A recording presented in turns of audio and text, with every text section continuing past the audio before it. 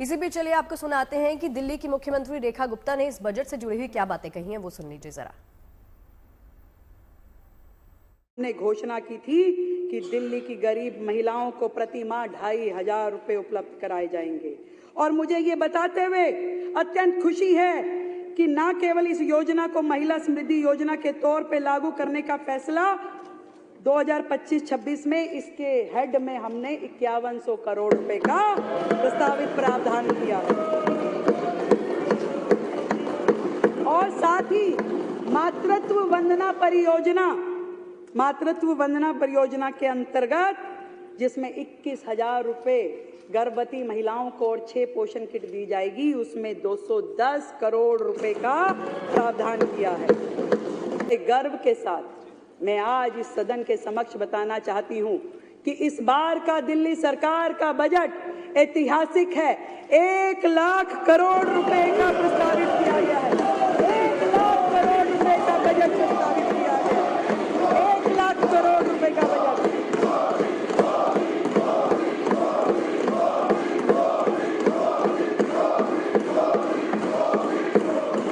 जो कि न केवल दिल्ली के इतिहास में बल्कि देश में इतनी तरक्की करने वाला, जो कि 31.5% अधिक है, पिछले साल की तुलना में अभूतपूर्व और ऐतिहासिक बजट है।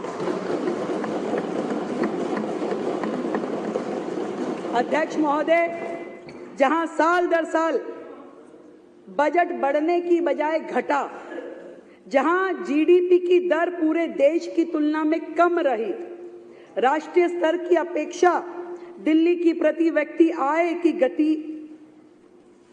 आय की जो गति पूरे देश में है उससे कम गति से बढ़ी।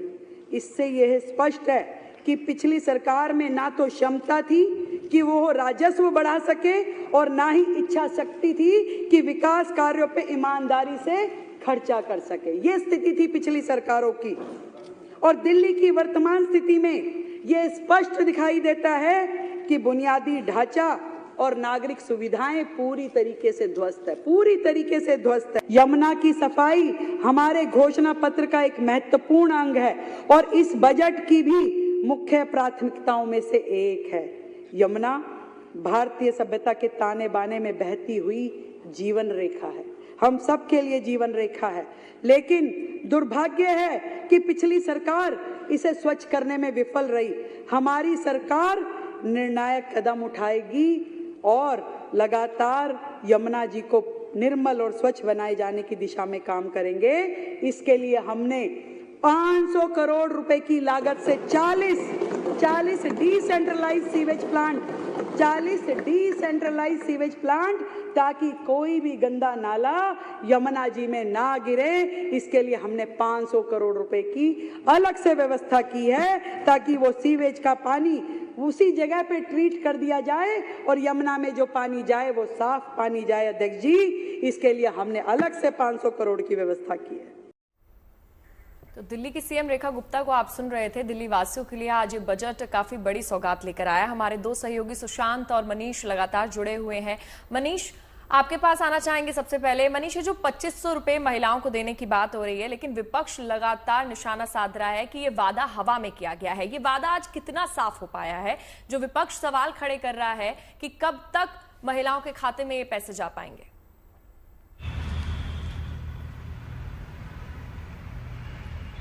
देखिए, विपक्ष के दावे हवा हवाई हो गए हैं। आज जिस तरह से बजट का आवंटन कर दिया गया है, ये साफ दिखाता है कि सरकार ने जो भी संकल्प पत्र में बीजेपी ने अपनी कहा था, वो सारी बातों को लेकर वो बजट में लेकर आए हैं। अगर बजट में पैसा एक बार आ गया है तो जाहिर तौर पर उसका जो आवंटन है वो आगे शुरू होगा, महिलाओं के खाते में पैसे पहुंचेंगे। तो बातें बहुत सारी ज़रूर की जा रही थी, विपक्ष भले हमलावर था, लेकिन आज विपक्ष की सभी बातों पर एक तरह से पूर्ण विराम मुख्यमंत्री ने लगाया है। और जब ये पैसे महिलाओं के अकाउंट में पहुंचने शुरू होंगे तो जाहिर तौर पर फिर ये कोई मुद्दा नहीं रह जाएगा। हालांकि अभी तो तमाम सारी बातें थी कि किन महिलाओं को देना है, किन को नहीं देना है, क्या सिर्फ जो बीपीएल कार्डधारक महिलाएं सब उनको दिया जाएगा या फिर सबको दिया जाएगा, ये अभी भी एक सवाल हो सकता है। लेकिन इतना तो क्लियर है ही कि संकल्प पत्र में जो बात बीजेपी लेकर आगे बढ़ी थी उसकी झलक अब बजट में दिख रही है। बजट की तस्वीर साफ दिखाई पड़ रही है कि बहुत जल्द दिल्ली की महिलाओं के खाते में पैसे पहुंचने वाले हैं। जी सुशांत, आपके पास आते हुए, सुशांत अगर मैं ये कहूं कि हाइलाइट्स क्या रही इस बजट की, तो आपके हिसाब से क्या रही? देखिए, सबसे बड़ा हाईलाइट यही है कि दिल्ली की जो समस्याएं हैं जिसको लेकर के बीजेपी ने चुनाव लड़ा और जनता के बीच गई, उन मुद्दों को बजट में पूरी तरीके से शामिल किया गया है। खास तौर पर पानी को लेकर के, और इसके अलावा अगर बात की जाए महिला समृद्धि योजनाओं को लेकर के, हेल्थ इंफ्रास्ट्रक्चर को लेकर के, इसके अलावा सड़कों के रखरखाव से लेकर के, जिस तरीके से घोटालों के आरोप लगते थे, टैंकर घोटाले को लेकर के, उन सब पर फोकस करने की कोशिश जो है वो सरकार की तरफ से की गई है। इसके अलावा अगर बात की जाए तो स्वास्थ्य सेवाओं को लेकर के भी खास इस बजट के अंदर प्रावधान जो है वो किए गए हैं, प्रस्ताव जो है वो रखे गए हैं, ताकि जो समस्याएं हैं अस्पतालों के अंदर आती हैं वो समस्याएं ना आए। इन सभी वर्गों को एक साथ टारगेट करके इम्प्लीमेंट करने की कोशिश जो है वो सरकार की तरफ से है। जल बोर्ड जो कि लंबे वक्त से पानी के क्राइसिस से दिल्ली जूझती है, यमुना की साफ सफाई का मुद्दा एक बड़ा मुद्दा है। यमुना के अंदर किस तरीके से टूरिज्म को बढ़ावा मिलेगा और वहां पर क्रूज चलाया जाएगा, इसका भी प्रावधान जो है वो रखा गया। यानी सरकार का विजन साफ है कि जिन मुद्दों को लेकर के वो आए थे उन मुद्दों पर बजट जो है वो तैयार किया जाए और उस पर काम किया जाए, ताकि दिल्ली की जनता के बीच जब 5 साल बाद जाए तो उनको वो काम नजर आए, ताकि वोट मांग सके। 2027 के अंदर निगम का भी चुनाव है, उसको भी ध्यान में रखना है कि किस तरीके से उसके कामकाज को भी जो है वो उसमें भी अगर सरकार बनानी है, चुनाव लड़ने जाना है, तो उस पर भी किस तरीके से तैयारी रखनी है और कैसे काम कराना है, इन सब चीजों को ध्यान में रखा गया। दिल्ली में सीवरेज की परेशानी सबसे ज्यादा है। ओवरफ्लो जो सीवरेज होती है उससे लोग काफी ज्यादा परेशान है। उसके लिए अलग बजट जो है वो संशोधन, यानी हर परेशानी को लेकर के बजट के अंदर पूरी तरीके से एक प्रस्ताव, एक बजट जो है वो अलॉट किया गया है, ताकि लोगों को परेशानी ना हो, लोग आगे जो है वो सरकार के प्रति जो विश्वास था वो कायम रहे।